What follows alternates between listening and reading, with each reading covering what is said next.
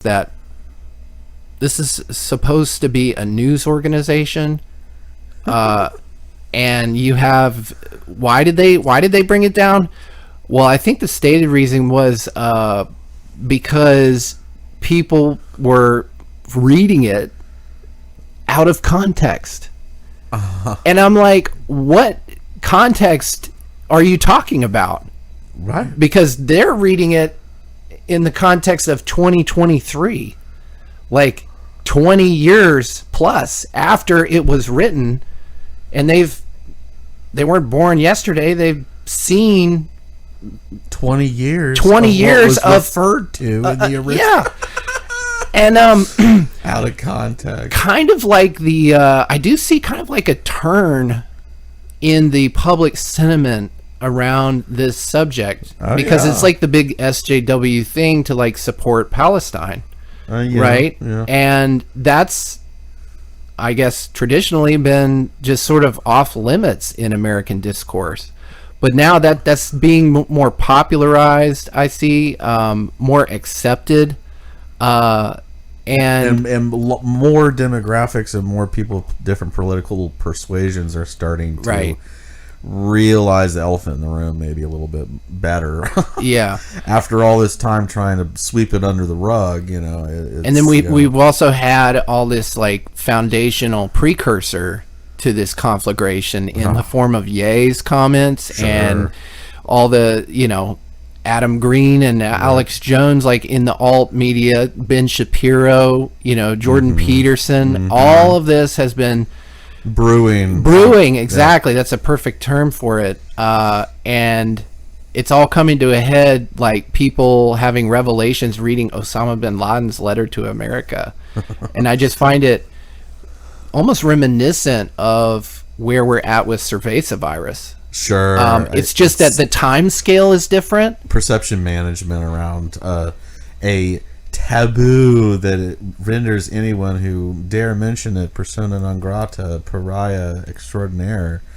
But it's becoming, again, too obvious. It's like trying to sweep an elephant in the room under the rug. You can only drape it so much, But, they're going to continue to try. And it's the same thing with, the cerveza putsch. I mean, it's all out there in plain view. I mean, in a lot of ways, it kind of harkens to the H.G. Wells, George Bernard Shaw kind of Fabian socialist model of a open conspiracy, where it's just paraded around. And people have been so paralyzed and anesthetized and dumbed down that they don't understand all of the resistance points along the way, and it just kind of gets rolled into day-to-day life in an incremental, but then occasionally accelerating fashion. You think about the Overton window and how it's been moved since 9/11. In many, many ways, and cerveza virus is almost like a 9/11 2.0. And you see the coordination of media and propaganda. Absolutely. There's so many similarities between how they got behind the war on terror and how they got behind the war on cerveza virus. Right. And it's very much the same playbook. But what I'm pointing out is like the time scale where the propaganda works is shortening. Yeah, and it's almost like their desired effect is dampening to an extent. So it's almost like they have to keep doubling and tripling down and escalating things into a like a cauldron of malicious possibilities, But think of how they want to control. They can't even let their audience read something they published, which someone wrote, regardless of who they are, what they did. Like, why can't the public read this? Oh, it's out of context. Well, who? According to who? Like, to you? Again, what context are you talking about exactly? And like, oh well, this comes from from a bias. So the Guardian. My question to you, and I think at this point, whenever they say context, they mean you don't have the right bias. Well, this is my question to the Guardian.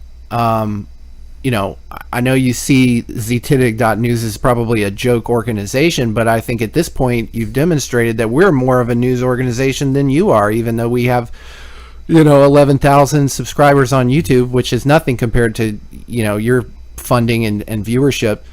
But my question is, if it lacked context, are you going to re-release it with the context? Like, are you going to put some sort of disclaimer or caveat or ADL statement, to preface what? And again, if you actually find the text, and we could post a link in the Telegram, or someone already did. Yeah. It's all this gesticulation around the historical situation of the existence of Israel and Palestine. Right. And of course, the Guardian wants to have us believe that it's anti-Semitic, but Osama in there talks to that specific issue and basically preempts them, right, accusing him of anti-Semitism, basically saying this is not anti-Semitic. Can there be a delineation between anti-Zionism and anti-Semitism, because they try to conflate them? Oh, that is their number one playbook. Absolutely. That to conflate them so that if you so much as question anything about the creation, existence, or administration of the state of Israel, or ongoing motives, you hate Jews, which is absurd. It's so obtuse. Well, and also the thing is, there's such a sinister implication in there, and that is that, and this is sort of not intended by this ad hominem that they're basically trying to tar and feather anyone who brings this up, by accusing the criticisms that are typically directed towards the issue, which is the treatment and the land grabs and the settlements and the historical breadth and depth of occupational violence and conflict.